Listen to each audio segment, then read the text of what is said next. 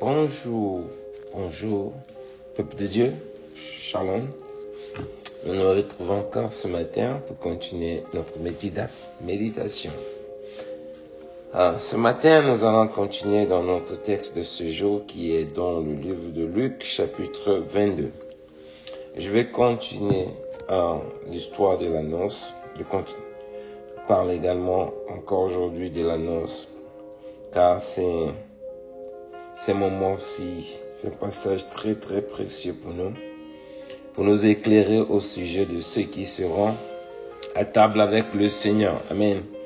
Pendant que nous sommes ici-bas, mes frères et sœurs, nous devons savoir ce qu'il faut faire vraiment pour participer vraiment à ce grand festin que le Seigneur va organiser dans le ciel lorsqu'il va recevoir son époux qui sera bien préparé. Amen.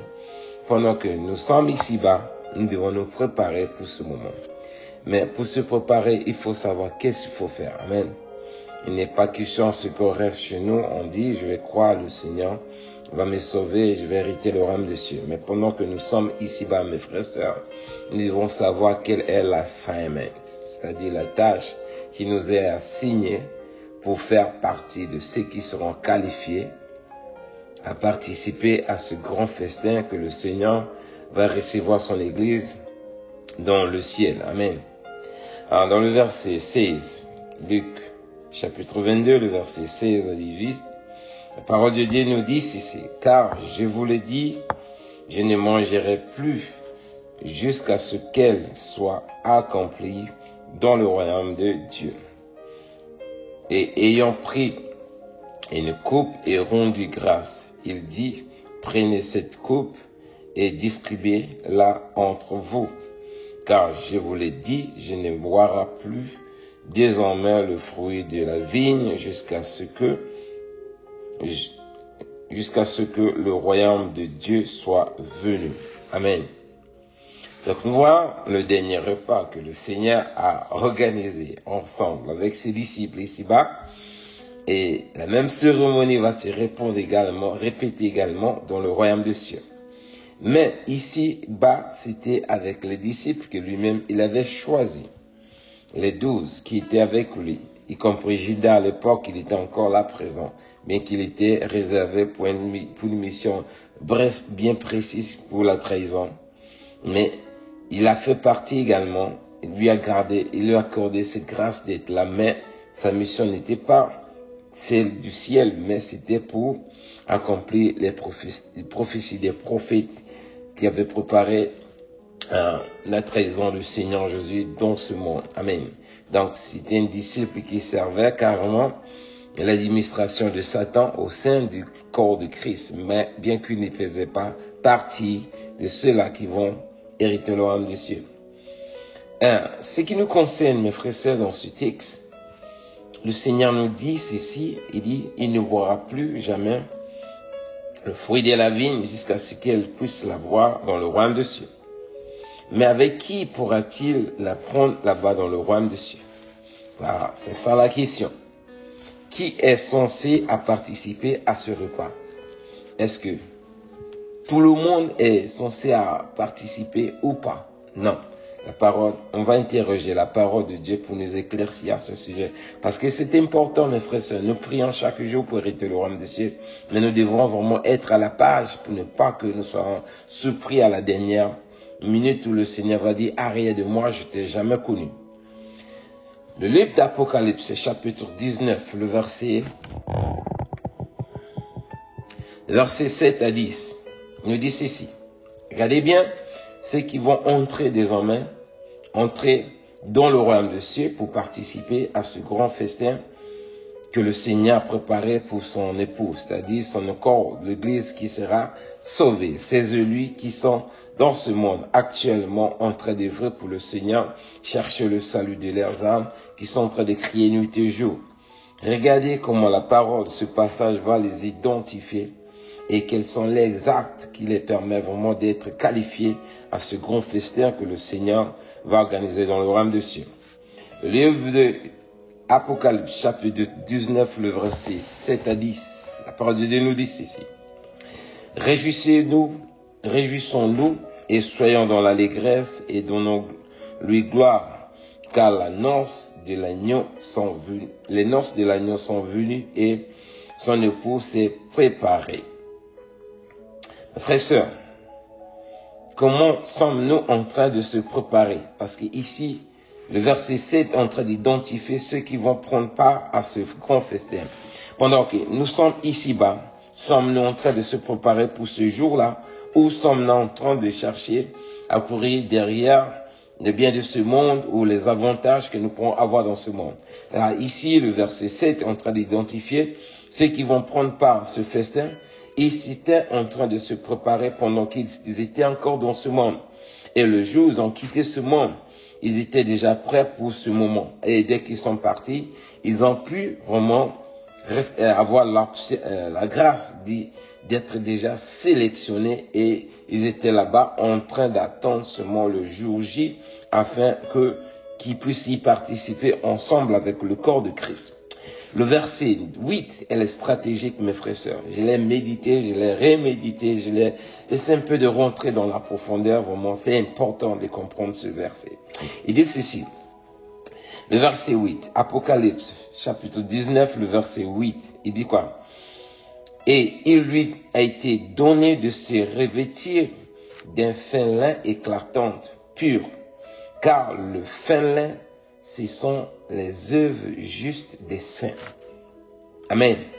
Nous voyons le verset 10, le verset 7 nous montre que ceux-là qui vont porter les robes de noces, pendant qu'ils étaient ici-bas, ils étaient en train de se préparer.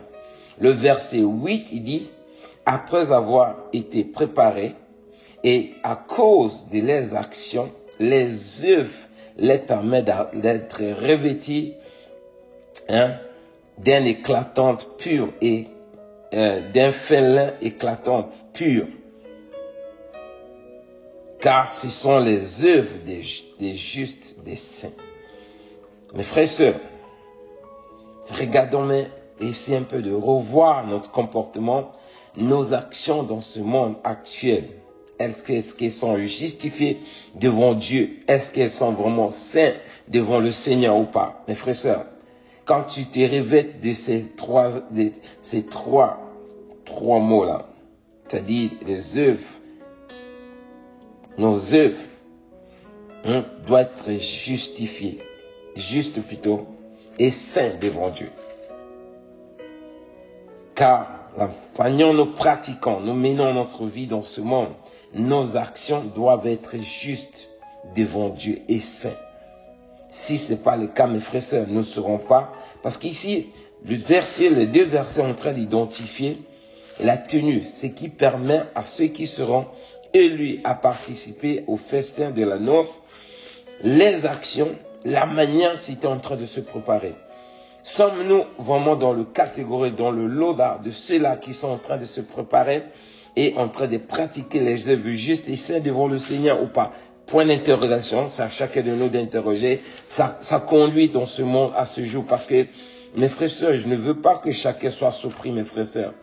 On peut avoir tous les biens de ce monde, mes frères et sœurs, mais ça, c'est la plus grande, précieuse bénédiction que l'être humain doit avoir obtenue dans ce monde. Messieurs, mes frères et sœurs, nous voyons dans ce monde, les gens, quand ils ont des habits précieux, ils préparent, ils arrêtent ça. Quand il y a un événement, une fête, ils se revêtent de ces habits-là, les beaux costumes qu'ils ont, ils vont faire sortir ça pour porter ça. Mais si, mes frères et sœurs, la parole de Dieu nous dit ça, nos costumes, nos vestes, nos costards, s'il faut le dire autre temps, nos souliers, ce sont nos œuvres que nous pratiquons chaque jour dans ce monde. La sanctification que nous menons chaque jour dans ce monde, ce sont nos habits que nous avons mis dans le tiroir, c'est-à-dire le fin lin éclatant, pur, que nous sommes en train de préparer, c'est-à-dire repasser chaque jour. Et elle sera brillante devant, dans le royaume de cieux lorsque nous serons revêtus de cela. Si nos œuvres, mes frères et sœurs, ne s'accordent pas dans ces deux versets, Apocalypse 19, le verset 7 ou 8, mes frères et sœurs, il n'est pas encore tard. Tant que nous avons la respiration, nous avons encore l'espoir. On peut vraiment croire au Seigneur, confesser le Seigneur, qu'il est Seigneur et Sauveur, ok. Mais nos œuvres comptent. Nos œuvres nous attestent également, va tester la manière dont nous pourrons vraiment être devant le Seigneur.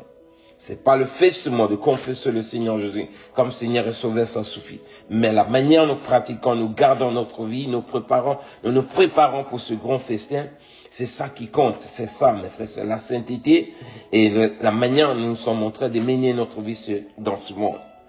Ici, les œuvres sont identifiées à plusieurs catégories, mes frères et sœurs. Quand je méditais la parole, j'essaie un peu de rentrer dedans. Dans le verset 9 d'abord, je vais continuer. Apocalypse, chapitre 19, le verset 9, il dit ceci. Et l'ange me dit, écris, heureux ceux qui sont appelés au festin de noces de l'agneau. Et il me dit, ces paroles sont les véritables paroles de Dieu. C'est pas les paroles de Jean que Dieu a fait grâce de lui faire montrer cela.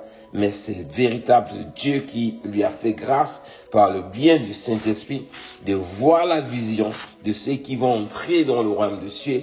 Leurs manières seront revêtues, la manière seront comportées et ce qui les a permis vraiment d'avoir l'accès à y participer à ce grand festin que le Seigneur a préparé pour son Église. Donc mes frères et sœurs, nous sommes dans ce monde, mes frères et sœurs, que le monde, l'avantage, les biens de ce monde, le plaisir de ce monde, mes frères et sœurs, il ne nous trompe pas. Ayons vraiment, et c'est un peu de s'asseoir, pensons à notre salut, mes frères et sœurs. Et ce sera une chose terrible d'arriver devant le Seigneur. Il dit, à rien de moi, je t'ai jamais connu. Bien que tu as chassé les démons à mon nom, tu as guéri les malades, tu as parlé de moi partout dans le monde, d'accord, mais je t'ai jamais connu. C'était mon onction qui travaillait en toi. Mais toi-même, tes œuvres, je les ai pas trouvées justes. Comme il dit dans les églises, cette église que la parole de Dieu nous parle dans le livre d'Apocalypse également. J'essaie un peu de voir également, j'essaie un peu de savoir quels sont les types des œuvres que toi tu peux pour moi te justifier devant Dieu. Écoutez bien, le livre de Psaume 32, le verset 8 à 9, il dit ceci.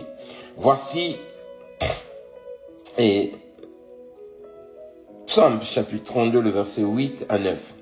Lève-toi, Éternel, viens à ton lieu de repos, toi et l'arche de ta majesté.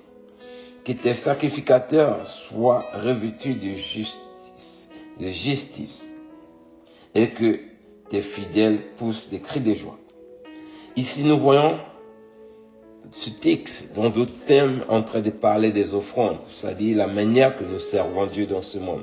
Chaque fois que tu es en train d'apporter ton offrande à Dieu, à l'église, les dîmes, servir Dieu, ce sont des offrandes. C'est ça aussi, les œuvres qui pourraient nous permettre de porter un fin lin éclatant et pur. Ça sont des œuvres là que la parole est en train de décrire dans le livre d'Apocalypse. Chaque fois que tu es en train d'annoncer la bonne nouvelle dans le monde, là, tu es en train de te revêtir vraiment de cet habit. Tu es en train vraiment de... c'est-à-dire orner ça en quelque sorte. Amen. Donc, le moment n'est pas encore tard, mes frères et sœurs. Ceux qui auront la grâce d'écouter ce message, mes frères et sœurs, et c'est un peu de s'asseoir, et c'est un peu de revoir notre conduite dans ce monde. Que le plaisir de ce monde ne nous emporte pas dans l'ébullition d'aller à l'enfer, dans le chemin large, mais plutôt qu'on cherche vraiment à prendre le chemin étroit qui est difficile. C'est cet effort que nous fournira dans ce chemin rétrécissant va nous permettre de se revêtir de cette robe majesté que le Seigneur a réservée pour son Église, que chacun de nous va y avoir l'accès d'y participer. Que vraiment chacun de nous soit vraiment prêt pour ce moment. Il dit dans le verset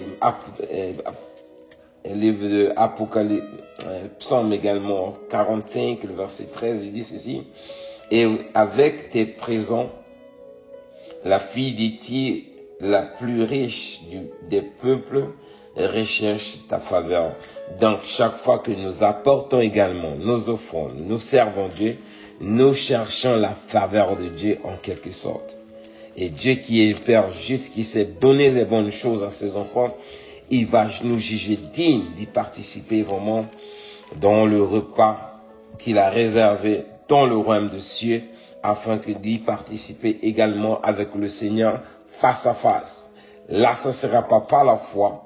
Moins de la foi, on va le voir par la foi, mais on va le voir face à face, physiquement, avec le corps céleste, revêti avec sa gloire, sa majesté. On va s'asseoir ensemble, en parler, partager ce repas. Je veux que mes frères et sœurs, chacun de nous ait vraiment ces désirs-là dans son cœur, que le monde ne nous trompe pas, que le tyran, avec ses convoitises qu'il érige, il a érigé de gauche à droite pour nous détourner de la faveur de Dieu, de la grâce du chemin qui nous amène au salut de nos âmes, que cela ne nous trompe pas, mais plutôt revêtons-nous de l'intelligence spirituelle afin de ne pas vraiment succomber, mais qu'on persévère jusqu'à la fin du temps et que nous pourrons hériter le royaume des cieux que Dieu nous a accordé par le bien de son Fils Jésus-Christ qui est venu se livrer en offrant de libation pour nous accorder l'accès de l'éternité. Vraiment que chacun de nous rentre en soi, qu'il risque un peu de revoir sa conduite afin que